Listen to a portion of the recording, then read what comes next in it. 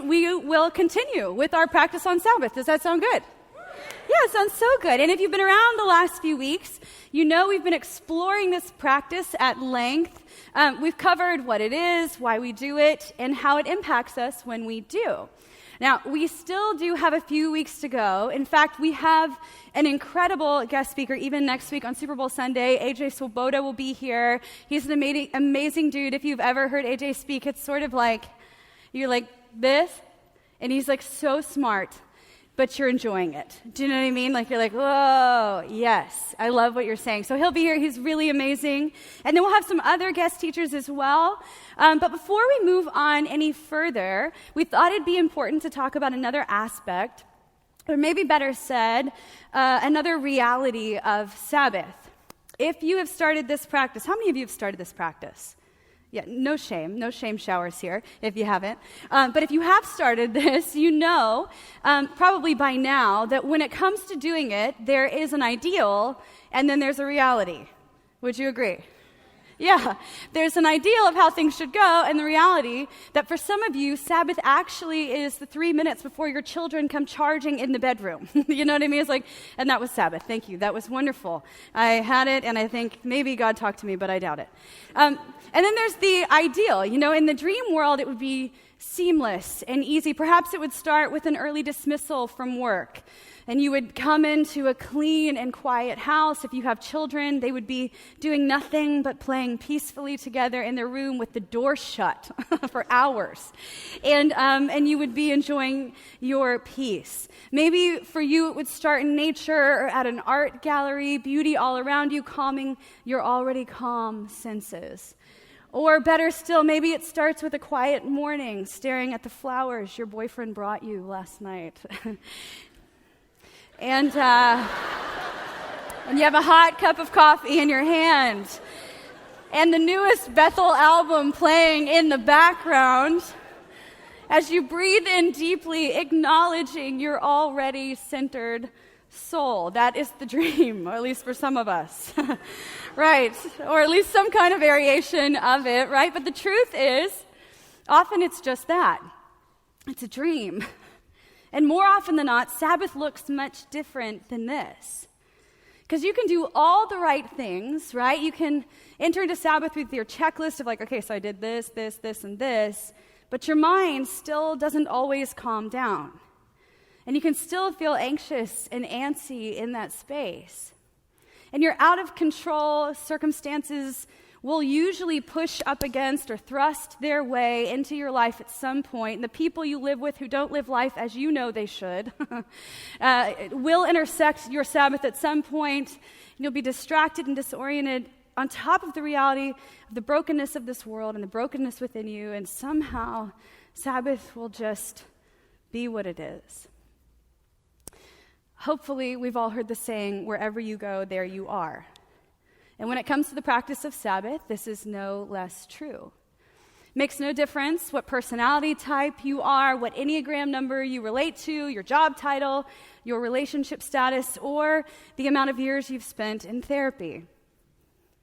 At the end of the day, all you are left with is you, your desires, your failures, your temperaments, your hopes, your dreams, your disappointments. It's all you. And the frustrating thing is that no matter how hard we try to escape the reality, we can't. So, today, we're going to look at the life of a man who found himself in a similar place. Will you turn with me in your Bibles to 1 Kings chapter 19?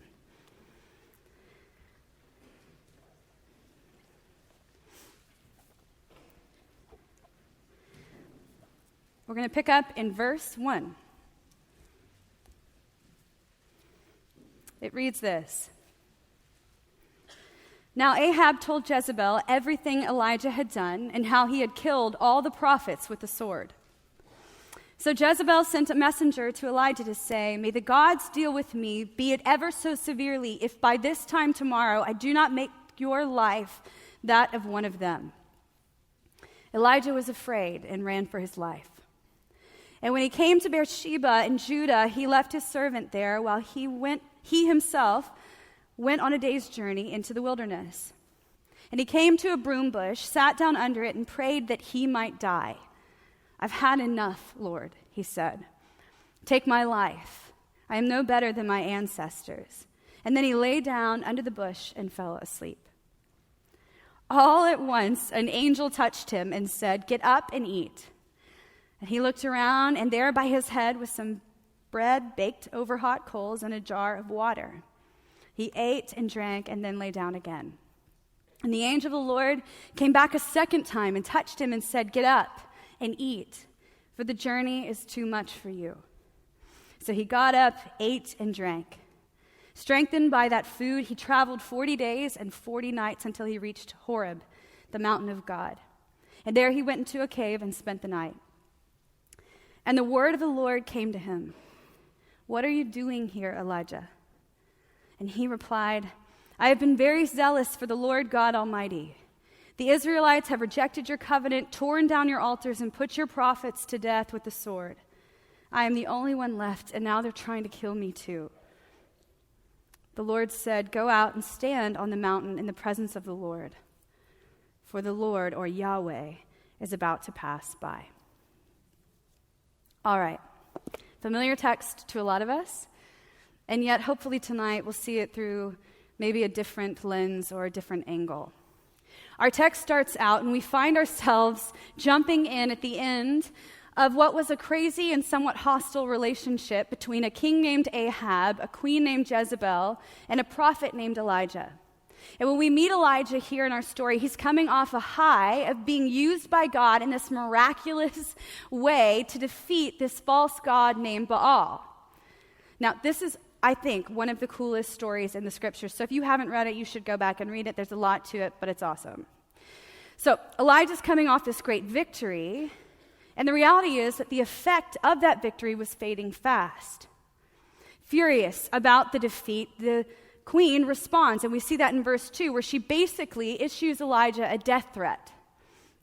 And in verse 3, we read that Elijah was afraid. Well, good reason to be, I think. And so he runs for his life. Now, pause here for a second. We do this, don't we? I don't mean we're all literally running for our lives. At least I hope you're not tonight. And if you are, welcome.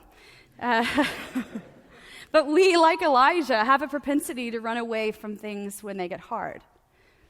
To run away from the emotions and the pain and all that comes with it, filling our days with busyness and activity, but running still. I know, just from what I've heard, that some of you even actually like to literally run from your pain. That sounds terrible. For me, that would be a double whammy. You know what I'm saying? I prefer to drive, and to drive fast, and so I do that. This is me next to you.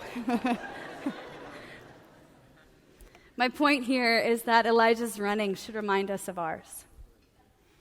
Now, the text tells us that after running and on his way to running, he drops his servant off in Judah, and then he goes into the wilderness, a place where he would be alone and understandably vulnerable. Not just to the elements of the desert, the scorpions and the, I don't know what else, there's got to be little creatures there. But he would be vulnerable to the realities of his soul as well. And when we find him at the end of verse 4, we clearly see his exhaustion. In it, he tells Yahweh that he can do no more, and in his desperation, even asks him to take his life. There's no doubt that this man was soul-level exhausted. He was spent emotionally, physically, and spiritually. He had just done mega spiritual warfare with a little g God.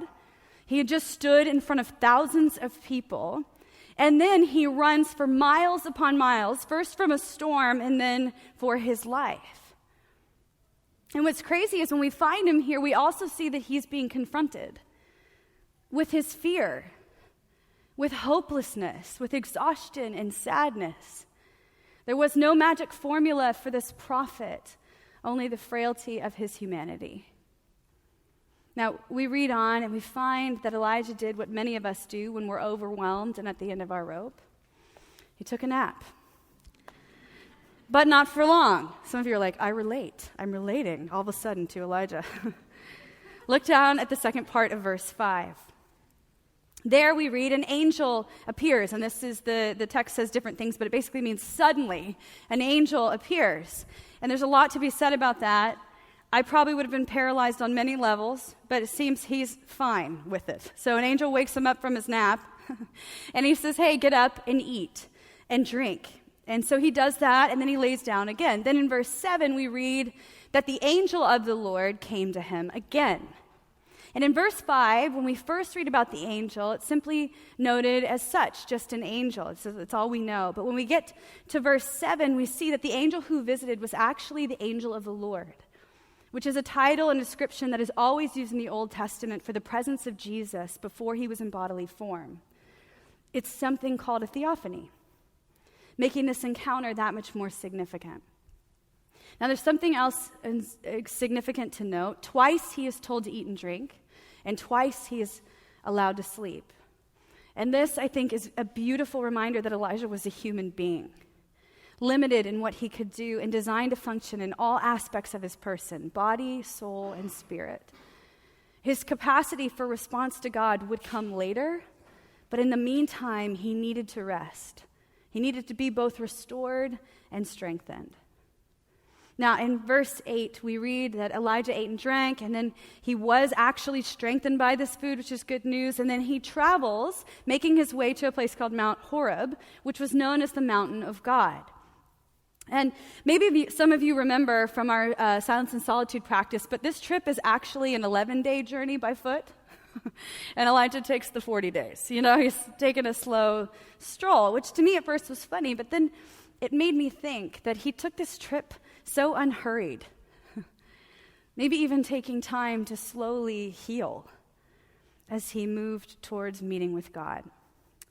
When he makes it to Mount Horeb, he finds a cave, and he does what he does really well, according to this text. He sleeps.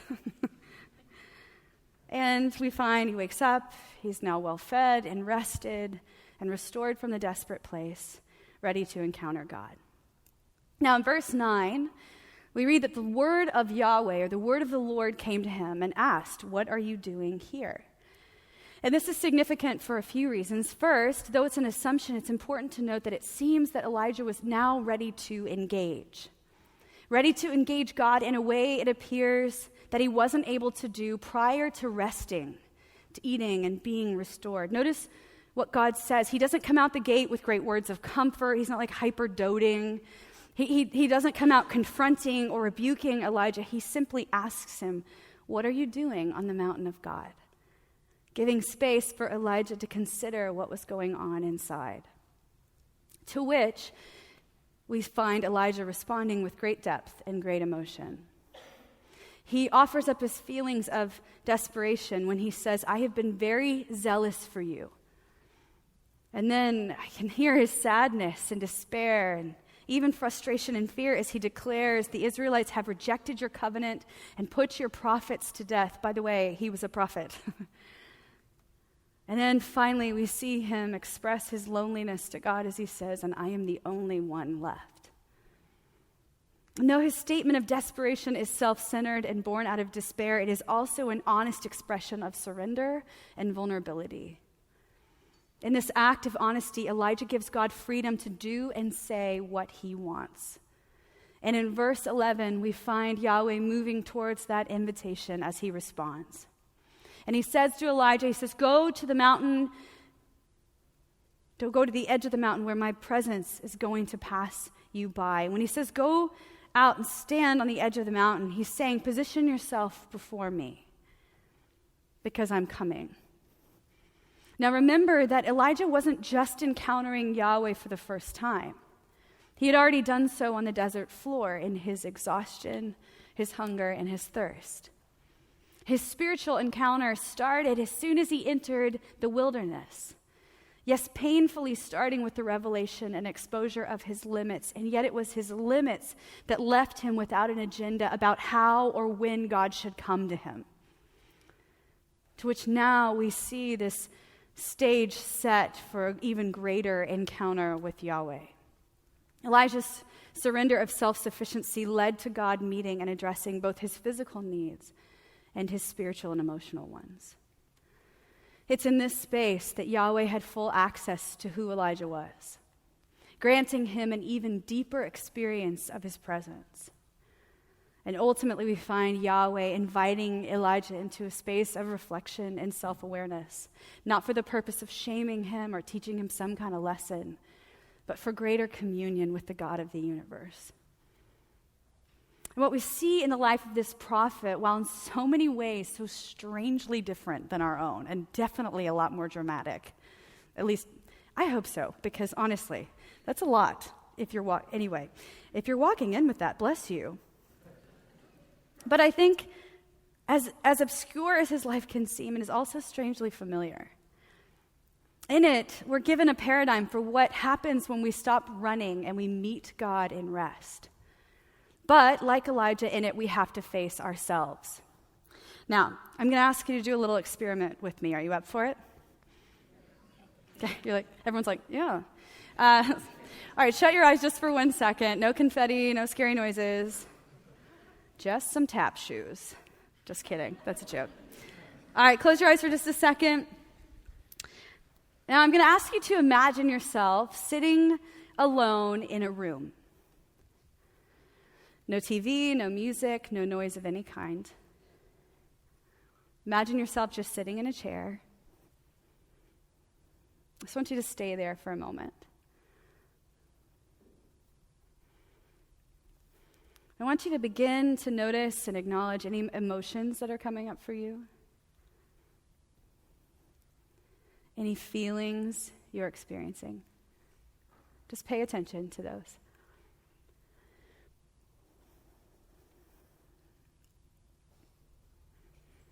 Okay, you can open your eyes. Now, if I had the time, I'd love to ask each of you how that was for you. I know that there are some in this room who absolutely just loved that exercise. This was your first euphoric moment in a long time. So to you, I say you're welcome.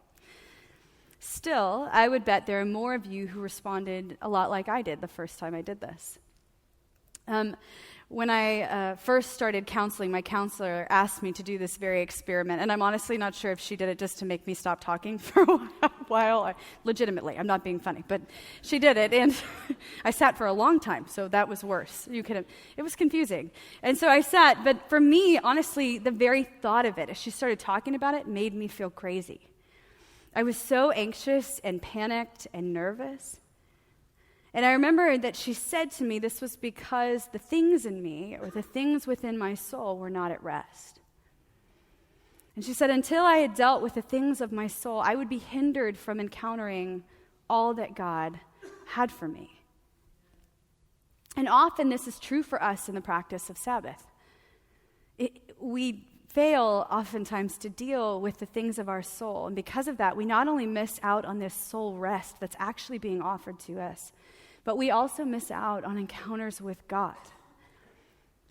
It's been said that before we can surrender ourselves, we must become ourselves. For no one can give up what he or she does not first possess. Meaning that if we're going to get anywhere in this practice of Sabbath, it's going to start with us being intentional about a few things. First, I think it's going to mean we have to accept our humanity. Now, by using this phrase, I want to be clear. I'm not talking about the mindset that says things like, well, I'm a human. What do you expect? Apparently, I'm a character in a show as well. Or I'm only human. God can't expect me to do A, B, C, and D. I'm talking about truly acknowledging who you are. First with yourself, and then with God. Like Elijah, when we want to enter into this time with God, we want to do so honestly.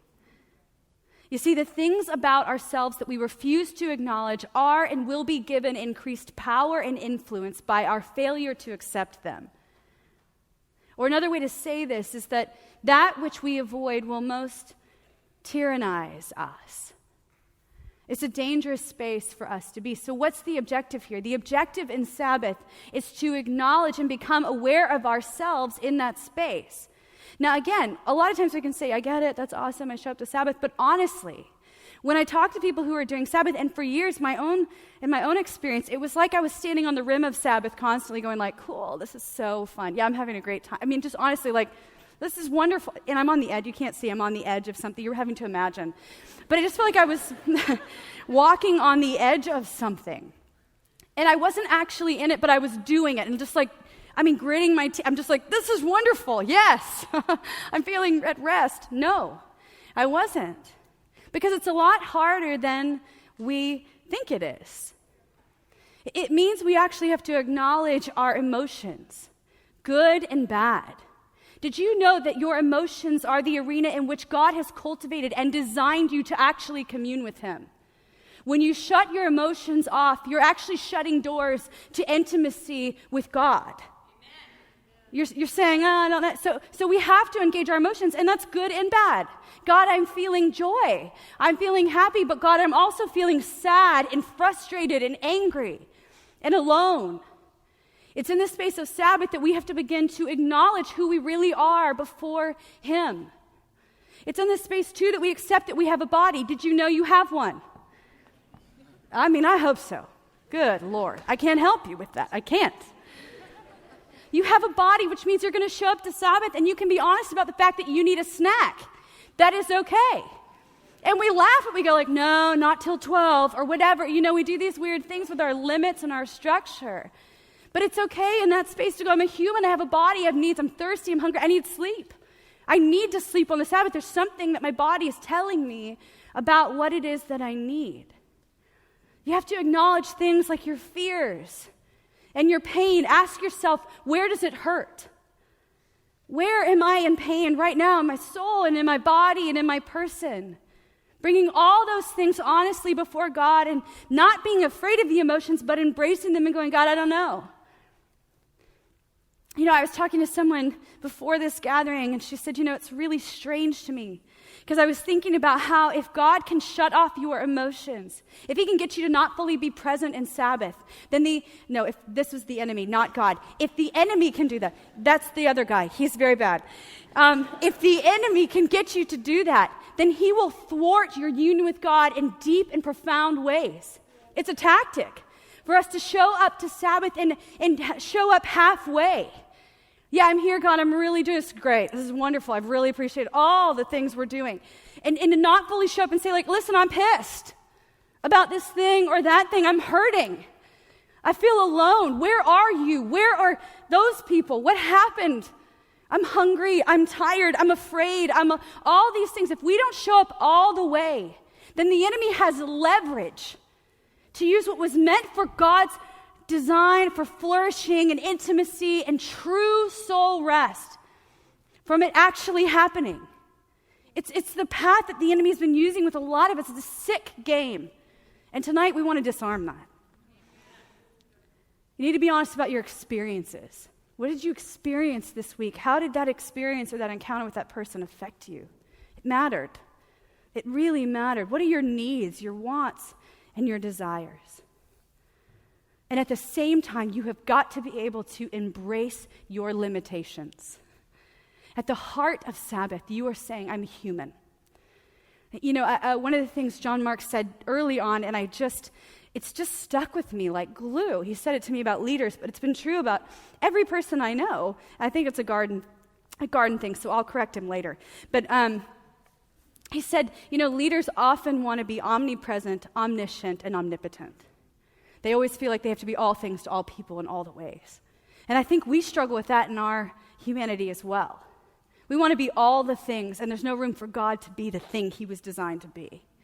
In your innate design, you were created to need Him, to have union with Him. And so when we don't bring the reality of that, when we don't acknowledge our limitations, we're saying there's no room for you to work here. So we embrace our limitations. We also embrace our failures. We embrace the ways that we've blown it or messed up, the ways that we haven't kept up with what we wanted, not for the purpose, again, of a shame shower or anything that would be discouraging, but to be honest before God. It's like this is an area of struggle. I'm not keeping my failure before me, but I am bringing it to you and saying, is there a better way? And being honest with God in that. We also bring our strengths in our weaknesses. We bring our temptations to him. This week I was doing double takes. This week, God, I'm feeling tempted to whatever. And this is going to sound silly, but I'll tell you what, every Friday morning I wake up, that's my Sabbath day. I start Thursday evening, wake up Friday morning. Every Friday morning, the temptation for me, is going to sound silly, but it is powerful, is this is happening. I'm standing at my coffee pot, looking like a gorgeous queen. And sweet, just took my retainer out, so it's darling. If I've remembered, amen? And standing there, and I am literally like, the only thing I want to do on the planet is watch This Is Us. It's the only thing I want to do. I don't care about the scriptures. I don't care about your presence.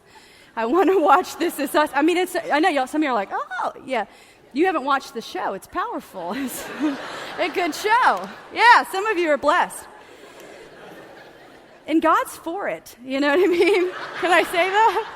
Can I say that? I doubt that. But all to say, we can say, sometimes we think of temptation like, man, it was like this double take thing. No, for me, honestly, I'm standing at the coffee pot. It happens almost every Friday morning. I'm like, listen, I just got to confess to you. I'd much rather watch This Is Us than spend time with you. That's absolutely true.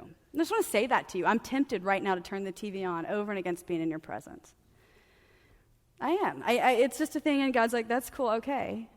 And it's only until I actually bring the truth to him that he's like, okay. Because otherwise, what am I doing when I'm sitting down with my quiet time? I'm just going like, I hope this is over soon because This Is Us is waiting, right? It's this weird thing where we can become trapped by it. Bringing those things before God actually liberates us to encounter all that he has for us. Now, none of this is easy. It's often painful. I can joke about that experience, and it's a struggle. I'm confessing full blown. It is an actual struggle. Because if I do This Is Us, then I'm going to do about another 9 hours of Grey's Anatomy and Friends. I mean, it's going to be a vortex. It will be. It's just honest confession. And nothing that's actually helpful for my soul. Maybe for like a minute, but the relief is temporary. It's not sustaining. It's a tough thing to do, to admit my limits, to admit my realities in the presence of God. And usually when I do so, it leads me to a place of actual communion with him. I know I've said that, but I want to say this about that. After I'm able to actually own who I am with God, honestly, and bring even my emotions before him, bring my limits before him, move into that space honestly with him, it's then that honestly, that's where we deal with some of the deeper soul things. The conviction of sin. Where God's like, hey man, that hurt that person. You cursed them in your mind. You didn't bless them. You spoke in a way that influenced other people's thinking about so-and-so and so-and-so. And God, it's not a shame shower. Again, I'm freed up because I've already brought a lot of the truth to him. Do you get me? And now I'm going like, oh God, forgive me. Forgive me. And so it's a place where there's usually conviction of sin, this greater call to holiness, and hear me, wholeness. That's what it's all about. The call to repentance is not a call just to confess my sin and to bring it before God. It's a call to freedom, which is what the Sabbath is all about. It's removing the shackles. It's becoming free so that I can delight and celebrate. And in that space, that's where I remember I'm no longer a slave. I'm not a slave to the sin that entangled me, and I'm not a slave to what's to come. I'm free. And so we move into a space where we're able to confess and repent with delight. And I can move into a space where I say, I'm more dependent on you than I even realized. And it's in that space that he just squashes my pride and reminds me that I am too small to be God and that I wasn't designed to be. And all of a sudden, I can breathe because the pressure is overwhelming if we actually allow ourselves to feel it.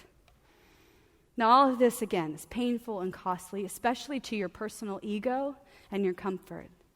But it is necessary if you're actually going to be able to enter into this practice and actually find freedom for your souls. Next, we have to notice the ache. Once you've done the hard work of accepting your humanity inwardly with yourself and before God, you're now freed up from the noise of your soul to really listen. Beneath our emotional turmoil lies a deeper God-given desire for him. It is how we were designed. It's placed, no, I don't have it. Yes, you do. You just haven't reached that far down yet. It's like your belly button, hard to get to. You know what I'm saying? Way down. That was weird.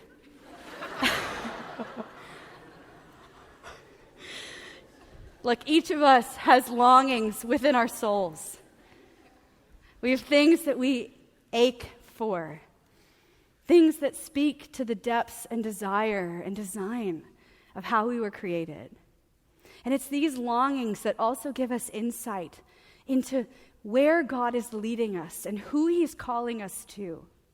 So often when we come to the Sabbath, we think all emotions are bad. You know, it's like a one-and-done thing. So we shut down all the emotions and put them in a box and set them over here and go like, but I'm loving Sabbath or whatever we're doing. And by shutting them all down, we're actually missing the good emotions, the longing emotions. All emotions, I believe, are good, positive or negative. They're all vehicles by which we can actually commune with God. But sometimes in the space of suppressing, we also suppress these good things that are actually telling us something about where God is leading us and who He's made us to be. So it's in this place that we ask things like, why is my soul longing or yearning for this? What are you stirring in me, God? What is this hunger I feel in my soul? What am I aching for that is good and part of your design and part of the realities of your kingdom? And it's here that we both listen and seek. We let go of our attachments to control and our desires to manipulate life, and we recognize in a deep breath of the Spirit that we're okay. We're okay, at rest in our design and in our dependence. And like Elijah, it's here that we're giving God the freedom to do and say what He wants. And this is essential if we're actually going to be able to engage God through this practice of Sabbath. Because it's from this place that we can actually truly begin to encounter Him. Third, you've got to wait for the encounter. Sabbath is a slow journey to rest. It's the rhythm that hurriedly disarms our impatience and calls us to make room for the more of true life. Hear me, true life. Not life as you perceive it to be, but true, abundant life. As we deal with the realities of our soul, as we begin to find them now ordered under God, we begin to engage Him in the deeper places of aching in our soul, we, like Elijah, are now moving into a space of a greater encounter. There's a common saying in the mystic tradition that says we're always in the presence of God. What is absent is our awareness. Meaning, this is the space where we turn all of our attention to Him. And we lean in and wait.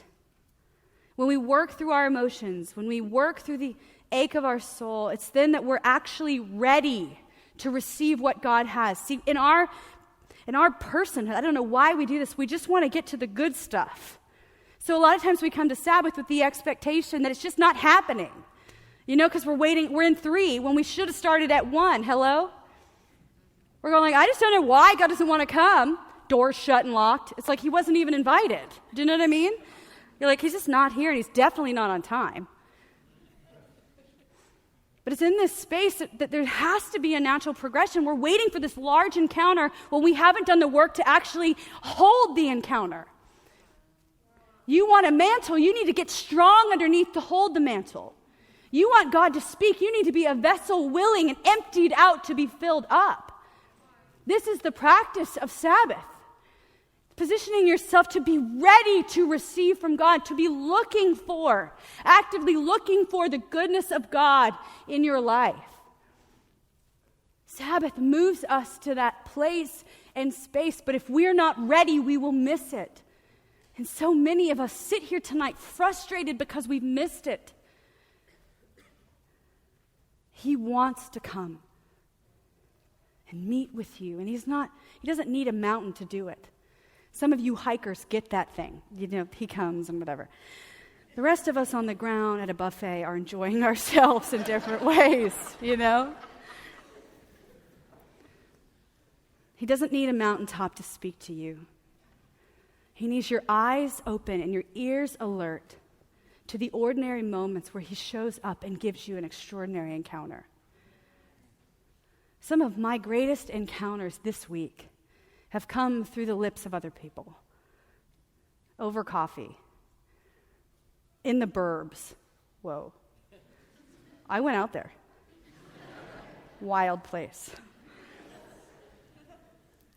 The purpose of Sabbath is to slow down long enough to encounter God deeply, and to slow ourselves down enough so that we can actually see him and to hear him.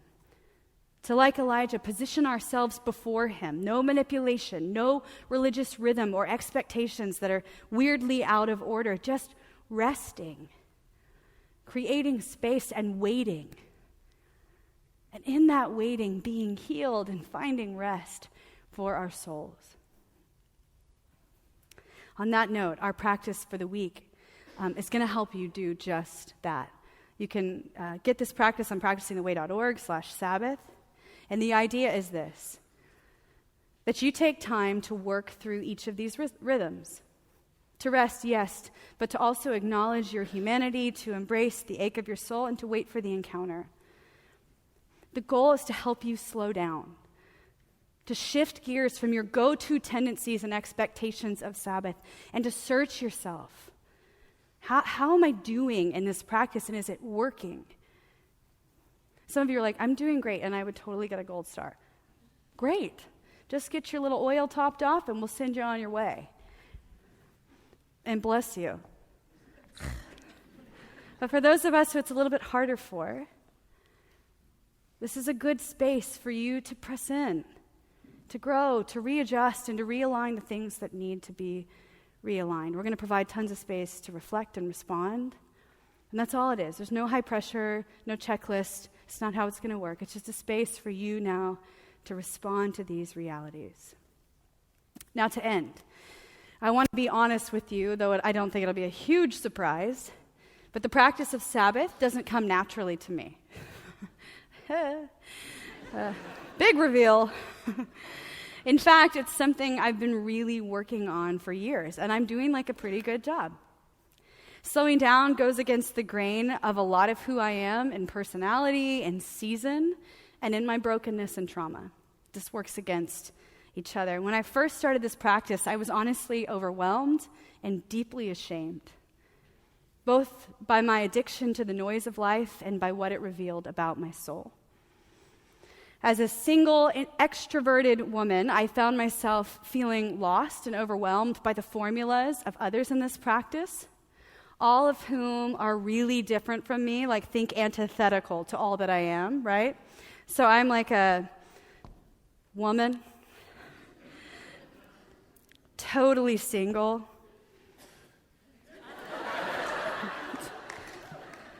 and I'm an extrovert. And all the other dudes are totally men, which is great, and totally married, and totally introverted. And so their formula didn't work for me.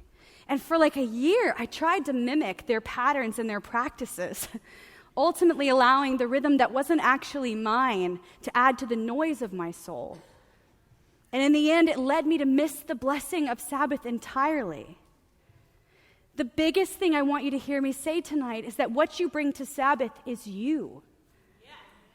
As simple as it is, and so often we forget and bypass this truth that we're not John Mark, and we're not Gerald. I'm not married yet, Lord. I'm not a single person. I don't have children yet. I'm trying to operate in all these different ways and going like, cool, okay, so I light the candle, but nobody's there to say like, observe and whatever. I just don't have, so do I, am I inviting, what are we doing with that? Like, 2 candles or just one because it's just me? Like, I don't know. You know, all those things. And we all do this, right? You're doing this. You're mapping out as you're hearing formulas and going like, oh, how does that fit? And you're even going to do it with mine. The practices we write up are simply that. They're just best practices from a spectrum of a lot of people. And they're for you to adopt and adapt and enjoy, and as an apprentice of Jesus, take responsibility for you to move into and own your place with the Lord and own the practice for what it's supposed to be, a space of rest and worship. Practicing Sabbath means that we embrace all that we are in it, emotions and all of that, but also personality, temperament, season, all of that. And that it's going to look different for different people in different seasons. If the purpose is to experience and encounter God, then we'll have to uniquely work to create spaces and rhythms for just that. For me, because I'm single, have I mentioned that? A lot of years now, brothers. I mean, I don't know. I'm going to regret that in the morning, about 4 a.m. That's going to come a knocking. Single. Nope. Yeah. Single. No kids yet. Hope for both those things. But for me right now, Sabbath looks like slow mornings with coffee in hand. Spending time with Jesus in the scriptures, in poetry, and music. It's the day and space that I journal, and I work through the realities of my soul. I used to be able to journal every day, but that doesn't happen, so I journal on the Sabbath. And it's the day where I spend time praying without a time limit. And it's the space where I truly sit and wait on God. I do. I set a timer. Not because he can't come at other times, but I'm like, we got a limit. This Is Us is still in the queue. And that's okay. It's also the space that in my singleness, I know I will now confront loneliness. So, after a few hours with Jesus, it's the time of my week that I call my family or have coffee with a friend. Not to medicate or avoid my feelings, but to actually embrace the ache within. The afternoon of my Sabbath is a space for me to connect deeply with a select few people. And for me, it's a vehicle for God to draw me to himself and to remind me of his love for me. Just this Sabbath, last Friday, I met with a deeply godly friend who I've met with on the Sabbath for many years now. So if you see me out at a coffee shop on a Friday, usually I have a hat on because it's scary underneath, not for any other reason except that I have makeup on from last night. And it's like, but anyway, if you see me out there, probably don't come quickly approaching the table because I might be like crying and gnashing teeth or whatever, because this is what happens in this space with her. And that's what happened this Friday. I met with this friend, and in that space, she held the deep emotions of the sadness of my soul this week, while also calling me back to the ache of it. She was with me, and she bore witness to what life is really like for me. And by her very presence, I was able to actually exhale, not because she's some awesome friend, but because she bears within her person God's Spirit.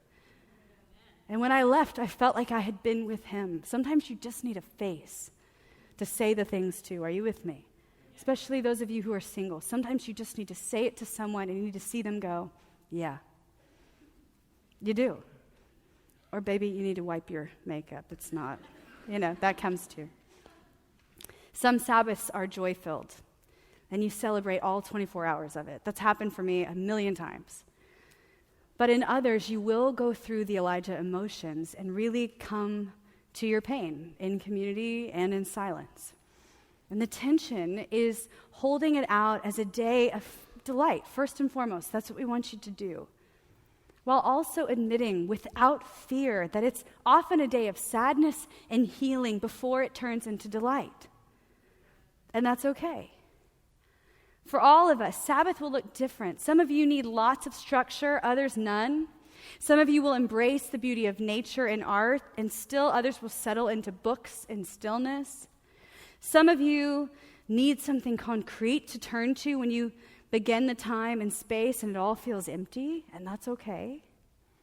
Others of you won't need that. My point is, whatever your rhythm, and you will need a rhythm, allow it to be the catalyzing space for an encounter with God. Welcome the returning without hindrance and experience the good gift that is God's presence with you.